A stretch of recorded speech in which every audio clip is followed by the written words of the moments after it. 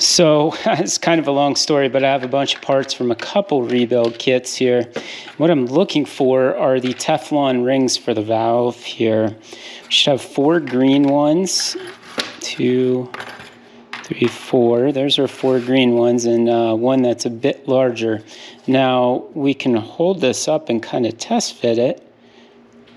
And so what you're going to quickly realize here, it becomes a challenge, is sizing these rings. Let me show you what I mean. This is the outside diameter. This is the outside diameter here, where it goes, and this is the same size. These don't stretch easily. They kind of have to. It's called sizing. They have to be sized. What works really good, if I can find one, is an old plastic bottle.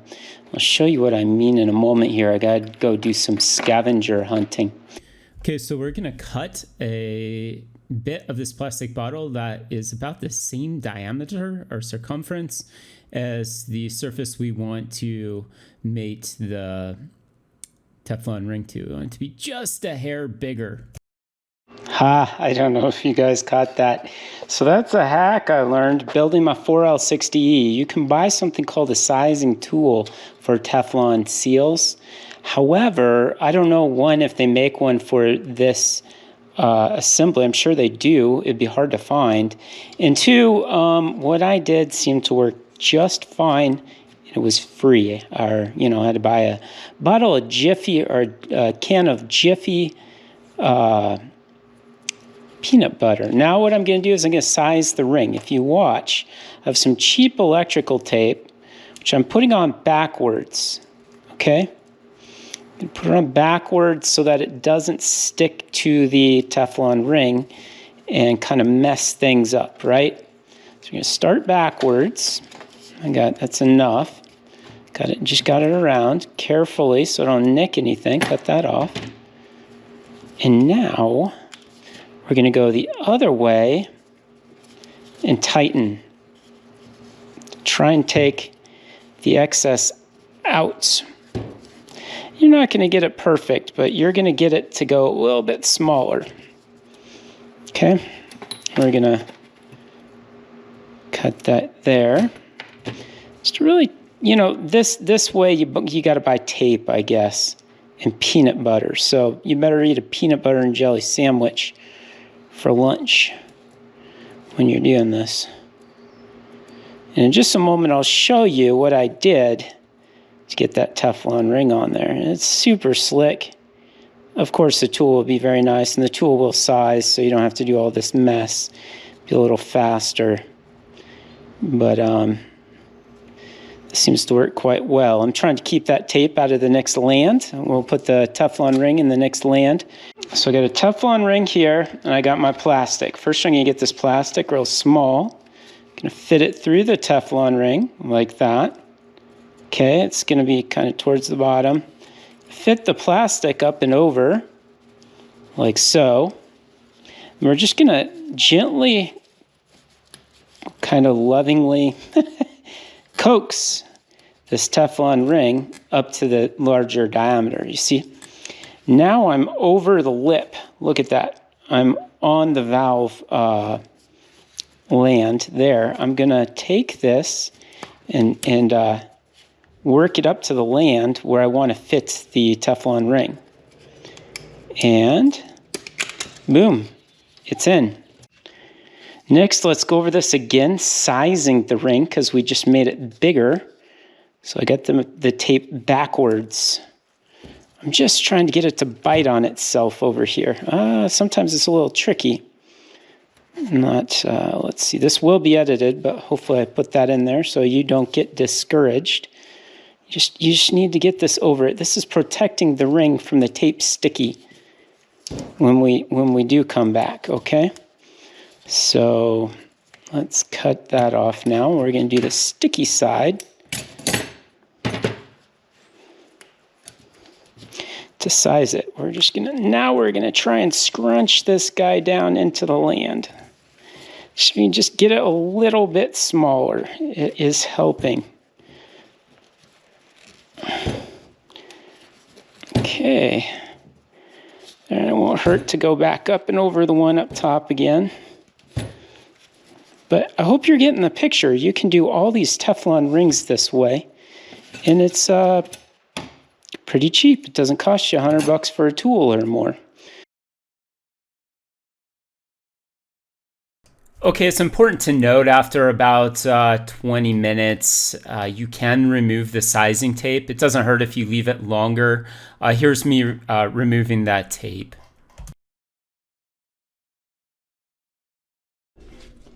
I don't think it recorded that clip I wanted it to record. So this is the valve housing here, end cap, whatever you want to call it. I put it on here. Let's show you. I'll show you why. I took those. I took the sizing tape off, and then I'm kind of like doing a test fit almost, but it will further size these, I guess. I took a little bit of assembly lube and I just greased this whole thing up here because I love assembly lube, right? Now we're gonna stick this in here, and it fits pretty good. And so we're gonna leave that there like that. That'll just protect that whole assembly while we're waiting for the waiting to assemble everything else. We'll have to take it apart again, but it should be fine. So I got all the Teflon rings on the seals on the valve, and I'm sizing them with the electrical tape. Now we're going to do the piston, as I call it. First we have an O-ring here, and it probably doesn't make any difference, but I have assembly goo, and so I love to use this stuff. I think it doesn't hurt anything, and that goes first into the land. So, and then the Teflon ring, I don't know if this one we can just sneak on by. Perhaps we can, perhaps we can't. Yep. All right, I ran into some difficulties here. This is where it originated, sizing that ring. And I destroyed it. It would not fit into the case bore where it installs. And so we're gonna continue ahead. I'm gonna show you what I did that day, and then I'm gonna show you some bonus tricks at the end for sizing rings if just using the electrical tape doesn't cut the mustard, so to speak. So in good fashion, I'm making a mess here. I just put new cardboard down, and what I have here is a light solvent. I'm really trying to clean up this bearing before I put it back in as best as possible. I don't know where to get a new one. And that is kerosene right there. It works really well for this. We'll recycle this before we're done. This is my power steering pulley, which never hurts to get cleaned up good. I gotta grab a pick here from my messy tool chest, and we're gonna take this, the Pitman arm cover that we got cleaned up real good and painted. I might be showing this out of sequence, so a little bit of a teaser, I guess, in that regard. Always be cleaning. I'm going to clean this yet again. That land there, I have shop towels. I use them quite a bit. And I will tell you, I am always trying to save on stuff. So I recycle the shop towels, and I'll put them in the basket for the garbage, and then pull them back out and use them to clean up oil and stuff like that. Works pretty good. Ooh, we might be in a bit of a bind here. My kit does not have the new O-ring for here, unless that's the one, I don't think it is, that I put on here. That's too small. So I'm gonna have to buy another kit and get a O-ring. You can get these kits, they're pretty cheap at your car parts store. And this will be way more affordable than buying a new power steering gearbox. I'm just gonna put that back in for now and make note that I need to get a new one of those. Actually, a whole new kit. They're like 15 bucks or something, maybe 50 at most, just kind of depends. And I'm gonna mark it with an acid marker here. It's another thing everybody should have. I'm just gonna put a mark on this so that I know it's no good. But I want to go on with my tutorial here and not have you waiting on me ordering parts. Put this right here. We have another, that was the only piece to replace on here, I believe. So that can actually spin back on the pitman arm now. Pitman arm, what am I saying? Pitman shaft. And we'll have to adjust the height of this. You can see the witness mark, but down here to get about right. So that's about right there. Now let's move on to this valve cover here. And I have to get this O-ring off here, and we have one more O-ring. That's the new one right here. That's like, I believe that's probably on the high pressure line here. What we're going to do is our kit does have that little O-ring here, but it's not going to want to stay in there. So another reason for having assembly glue is to get things to stick. So I use way too much of it, I know. Put it on there like that. That will work great. And I do like to, I don't want to mix up the old one, so put that in the pile over there. This is the new O-ring for here. I'm going to go ahead and this doesn't need the assembly glue to stick, but I just like to use it. Some people tell me I'm crazy. I use too much of this stuff. So the new O-ring is in now. And I'm going to tell you, this is Vaseline, or that's what the rumor is. If you would like to use Vaseline, you're welcome to.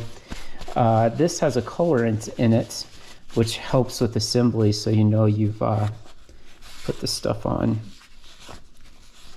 Yeah, if I did more of this, I probably would have the right touch to put on just the right amount, but I only do this sort of thing once in a while. So next we're going to install the new seal and reinstall our bearing, which is soaking in solvent here. So this is our bearing, not our bearing, this is our seal. I don't know if you recall, this inside lip is raised, right? We're going to push that through, so this raised lip on the inner radius is poked out of the bore like that. You'll see in just a moment. What I want to do here, though, is find a socket that's roughly the same diameter as this. Okay, so here's our seal, and I found a socket. I want to show you something here. So this outside shoulder has some strength to it. The inside, if you push on that, the smaller socket, you're just going to rip the seal out. So lesson is, moral of the story is, you want a socket that is almost identical to the outside diameter,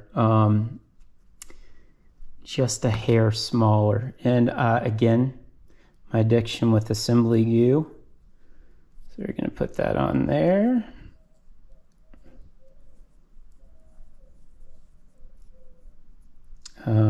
I tend to really like this stuff. And I gotta make sure that I'm upside down there. A little bit tricky. I'm fiddling around with my finger in there to orient that correctly. Now you have to use some creative, just be a little creative on how to get this guy in here. I forgot a hammer, so rubber mallet should be down in here. I never remember what drawer I put things in. I need to develop a system, right? So we're just gonna, and it doesn't take a lot of persuasion. It just kind of goes in on its own. And it's seated there. You see it's all the way to the top. That's beautiful. I'm gonna just wipe a little bit of that assembly glue away. I'm of the belief that like skin, these plastic seals need a little moisturizer, and the inside probably won't be too big a deal. That will have hydraulic fluid in there, but this, which has additives to condition that. However, this sits on the shelf for a little while, and I don't want to have issues. Now here is my, I'm trying not to get my hands to just anything here. Yeah, hey, this tool is for that. Make sure. You know, one thing you want to be very careful of with these magnets is they like to pick up little metal burrs. So that's very, very clean. That's not too bad. And not let them go. So if you're not careful, actually I shouldn't use this. I should take my own advice. What we're gonna do is I just, you know, I'm gonna grab this out of here. I'm gonna take it and just kind of dry it off here a little bit. We're gonna put this guy back in. But first, this is critical. You do want some goo on this guy. I put goo in everything, right? You don't want to run a bearing dry. It's very bad. Could be bad. My opinion. Don't know if that counts for anything. And it was in there like that before. So we're going to again gently persuade this guy to seat. Just ever so slightly. Okay, let's see how it is. Is it kind of feel in there? Oh no, we got a long ways to go. A little more persuasion. Oh, I heard it do something different there.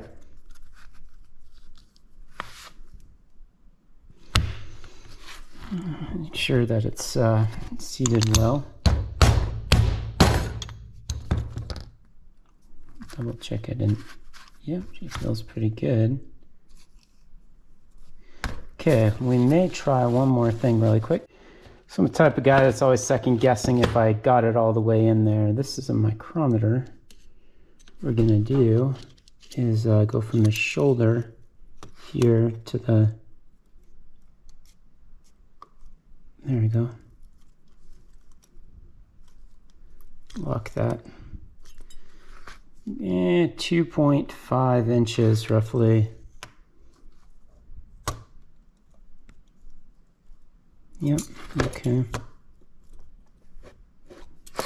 Yeah, I think it's seated. If that's not seated, what will happen is it may not hurt anything. I don't know. It will, when you screw this cap on, it's going to go a little bit harder. And then the end of this valve here will strike it. Because this whole thing goes in there. It may actually it may hurt something because these needle bearings will dig into the end of the shaft. Possibly. Actually, no, they won't. It actually probably won't hurt a darn thing, to be honest. This guy here, it's too far up, we'll push it down. Maybe that's what that snap ring was for. It's a subtle detail. Just make sure it's down in there good. Don't kill it. Notice I used a rubber mallet. I didn't use a sledgehammer or anything. So, yep, so this guy is rebuilt. He's ready to rock and roll. So let's move on to the body here. There is a little bit of assembly here. You know, if you remember, we did take the seals out of this bore here. Also, I sprayed the living crap out of this needle bearing with carb cleaner solvent. What I'm going to do here is I'm going to pack this thing full of assembly lube. There we go. That's not too bad because I love assembly lube, right? That's done. All right, so I have located the parts to put back in here. First we have the inner seal. The lip here goes to the inside of the case. This has like a Teflon or a plastic thrust washer on the back side of it. That goes to the outside of the bore like that. Again, I love assembly lube. You want to tell me I love assembly lube? My hands are going to feel good in the morning because this stuff is like Vaseline. It's actually transmission goo. Have left over from my transmission build. Be careful. Let me see if I can't pull this out. Whoever designed this, I guess I can't. I'm thoroughly disappointed in you. I'll tell you why here in just a moment. I don't know if I can get away with this. Just little love taps, right? Little love taps, because she don't want to go. See, she don't want to go all the way in there. I'll show you why in just a moment.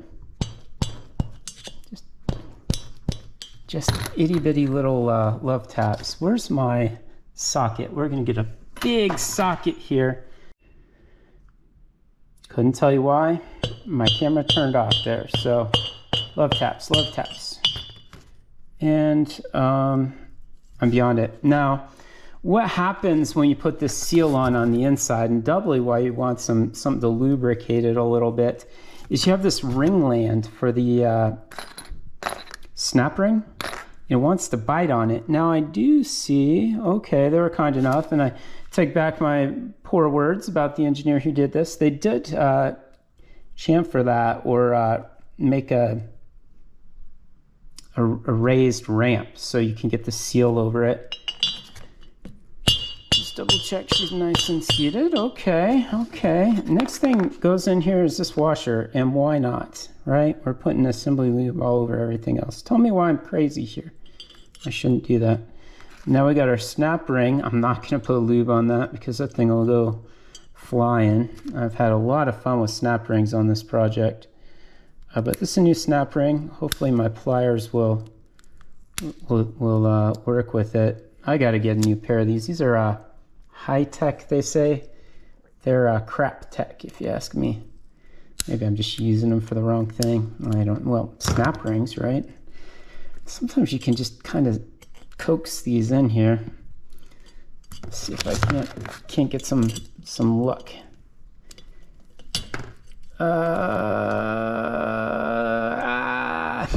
Sorry, the microphone's right by my throat, so it's probably driving me crazy. Oh, not quite. So I'm gonna let hell and fury loose on this thing, so I gotta turn this off. I can use the 4-letter words then. A little more calibration. Let's see if that works. I put the tips in farther on my snap ring pliers. Maybe it was operator error, huh? Use my socket here. She's in. She's in. Okay, so this is my outer seal. I'm going to show you this lip now.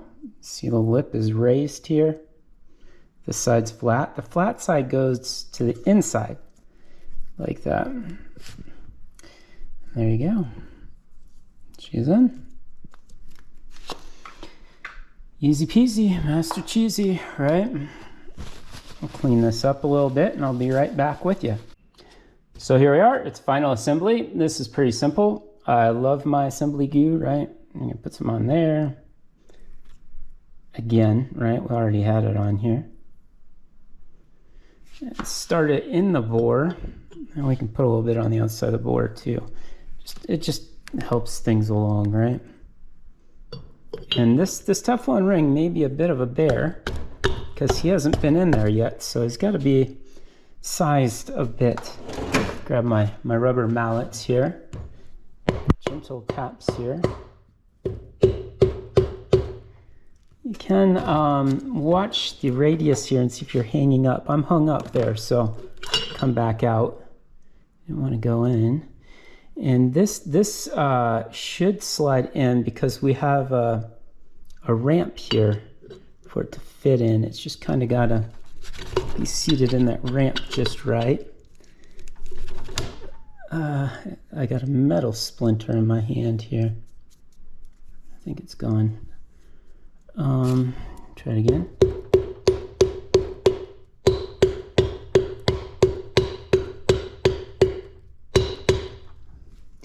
Nope, it doesn't want to go.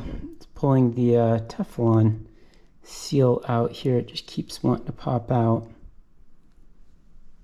Let's see if I can't.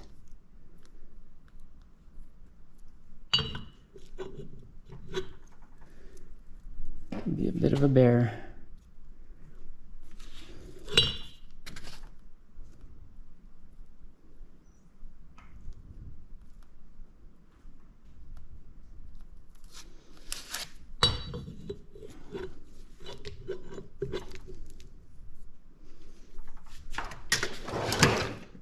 Didn't squish it in here. I can see where it doesn't want to seat.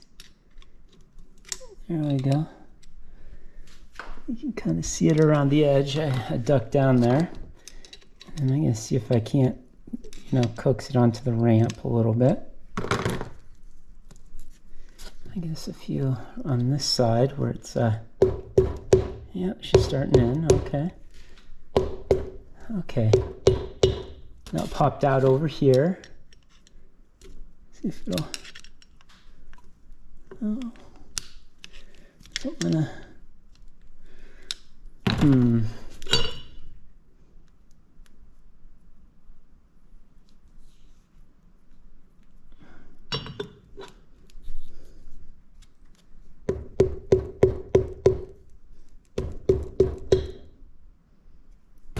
yeah. GoPro, stop recording. So very gently had to massage it in with the edge of the screwdriver here. Actually, one side of this, let's see here. Get them all the way in the bore. Might have unseated the Teflon ring again here. Let's see if it'll, yeah, it's being a real bear. So I have to order another kit. This is what remains of the Teflon seal, which was riding on the end of the piston. Bit of a setback. I guess it's not the end of the world. One thing I always do is I put my parts into these little zipper bags so I don't lose them when I stop a project. And what you see in this zipper bag are old parts that weren't necessarily junk, but they're from old pumps that I rebuilt. You might want to hold on to in case, you lose one little piece or something. This here can go in that. It's like the boot. I'll order another boot. And then, I don't know, see, these are new, but I don't know exactly where they go.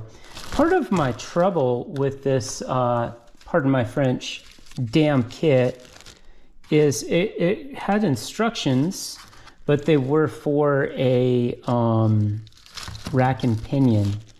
They weren't for, I don't know if they put the wrong instructions in the box. So last time I did one of these, I had to guess where things went. I didn't do a very good job of documenting things as I took them apart, which led to some issues trying to put it back together. There's a few videos on the internet, but unfortunately, they didn't do a very good job. Or, they did it. I thank them for making the video. They, you couldn't see what they were doing at a camera like across the room. So I'm wearing this on my chest, trying to make this video. Anyways, I'm gonna get this all organized, picked up, order another kit, rebuild kit. I think it's like $12 or something, and then I'll finish rebuilding it later. So here's our Teflon ring, and last time I didn't have too much trouble just sliding it over the top, but I want to try a trick I just learned on the internet, and we'll do that together really quick. So what I have here is a bowl of water. There's my Teflon ring. I'm going to drop it in there. I told this trick on the internet, so come in here and heat the Teflon ring up. It'll make it more pliable, so you stand less chance of snapping it when you put it on. Kind of a cool trick. Never tried it before. And I just put it in for 2.5 minutes. It's probably way longer, and I need, let's say we'll put it in for 1.5 minutes. So here it is. The water got pretty hot. I'm gonna pour that out in my sink here. Grab this guy, and let's go back out to the garage. So I don't know if you recall or if you watched the former one. This one just slid right over the top. There's a bit of a lip here they created for us to go over this, and it just kind of slid right over. And just I don't want to coax it too much, but there we go. Got it on.